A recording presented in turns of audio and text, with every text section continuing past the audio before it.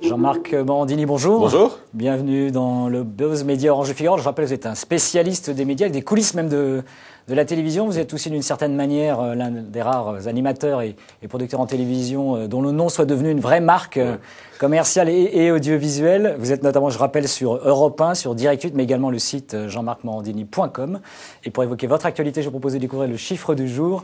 2,4%, c'est la part d'audience nationale de Direct 8 en janvier, une hausse de 0,6 points sur un an selon les données de Médiamétrie. Le magazine Décryptage Morandini, vous faites tous les jours sur Direct 8, est-il l'une des locomotives justement de l'audience de la chaîne aujourd'hui? Oui, je pense que c'est une des locomotives de l'audience. C'est aujourd'hui le premier magazine, le premier talk-show sur la TNT, avec des audiences qui sont autour de 700 000 téléspectateurs. On fait des pointes jusqu'à 1 million de téléspectateurs.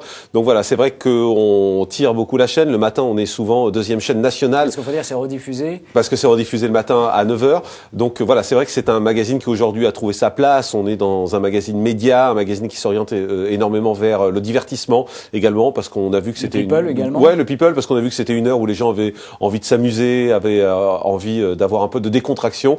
Donc voilà, c'est vrai c'est très différent de ce que je fais sur Europe, où sur Europe, on est beaucoup plus dans l'information et dans le décryptage. Et sur Direct 8, on a choisi un mode beaucoup plus divertissant. Alors un lundi par mois, vous présentez également Présumé innocent, donc consacré aux faits divers, donc on n'est pas du tout sur le même registre. Est-ce que le succès et l'audience sont là également? Oui, le succès et l'audience sont là. D'ailleurs, on fait beaucoup de numéros spéciaux, on fait beaucoup de best-of également concernant Présumé innocent, qui est un magazine qui marche bien, qui est le magazine qui fait la plus forte audience aujourd'hui sur Direct 8. Voilà, donc c'est vrai qu'on a énormément de projets également avec ce magazine pour les semaines qui viennent, pour le développer, pour lui donner un peu plus d'impulsion. Et la chaîne nous donne plus de moyens, c'est-à-dire qu'on peut passer plus de temps sur les enquêtes, on peut passer plus de temps sur place avec des équipes plus nombreuses. Donc ce qui veut dire que le magazine s'enrichit de mois en mois. En moyenne, en audience, vous touchez... On touche entre 600 000 et 700 000 téléspectateurs à chaque diffusion, sachant que chaque magazine est à peu près rediffusé 8 fois. Quand on fait le cumul, c'est assez énorme. Alors Europe 1, vous en parliez, qui traverse un peu, on va dire, une zone de turbulence avec un nouveau patron depuis quelques semaines seulement. Nicolas Demorand et Fogel ont annoncé leur départ. Est-ce que la tranche d'information, qui est assez longue, que vous animez tous les jours sur la station, va être réduite ou pas? Écoutez, moi j'appelle ça, vous appelez ça zone de turbulence, moi j'appelle ça zone de changement, simplement. Voilà, je pense que dans la vie des stations, ça arrive sans arrêt. La seule différence, c'est que là, ça arrive au mois de mars. Et qu'il y a beaucoup d'événements qui succèdent quand même. Exactement, beaucoup d'événements, mais en général, ça se passe en fait saison. Voilà, là, on a un nouveau patron, on a une grille qui va changer, donc ça, c'est plutôt pas mal. Je pense que ça permet de redynamiser les stations.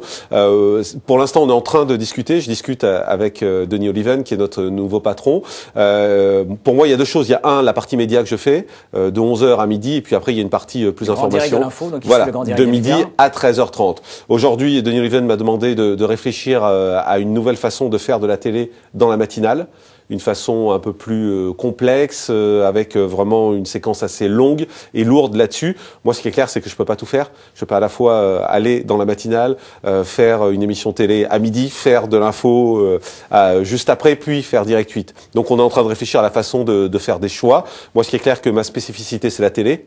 Aujourd'hui, aller parler de télé dans la matinale, c'est quelque chose qui m'intéresse. Donc voilà, on est en train de travailler là-dessus et je pense que les annonces feront d'ici une dizaine de jours. Alors justement, la deuxième partie de l'info sera confiée ou pas à Patrick Roger, qui était l'actuel patron de la rédaction de... Franchement, ça va dépendre si moi je vais dans la matinale. Enfin voilà, c'est un peu un jeu de domino, hein, un jeu de chaises musicales comme à chaque fois. Donc voilà, je crois que les choses sont en train de se mettre en place. Ça va assez vite et les réflexions avancent bien. Alors Denis Oliven a annoncé vouloir densifier, c'est son terme, l'information sur Europe 1 pour redresser la barre. Je rappelle, l'audience avait reculé à 8,9% en novembre-décembre dernier, selon Médiamétrie. Est-ce que c'est, selon vous, un bon moyen de relancer justement la station que de densifier davantage l'information? Je pense qu'on arrive dans une année qui va être importante, qui va être une année électorale.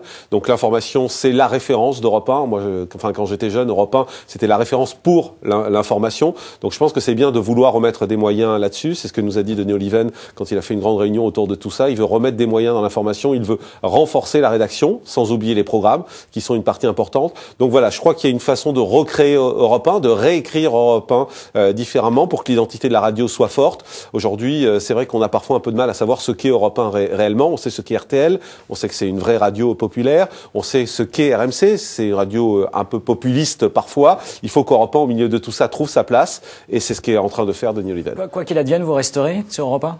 Aujourd'hui, vu les propositions qu'on me fait, je pense qu'il y a beaucoup de monde qui aurait même envie d'être à ma place. Donc il n'y a aucune raison que je m'en aille à l'heure actuelle des négociations. Europe 1, Direct 8 et le site jean-marc-morandini.com. Est-ce que votre marque est un business d'une certaine manière florissant? Un business, je sais pas, c'est une activité en tout cas. Moi, j'ai une particularité quand même, c'est que j'ai pas de société de production à moi. La plupart des animateurs aujourd'hui ont des sociétés de production et produisent leurs émissions.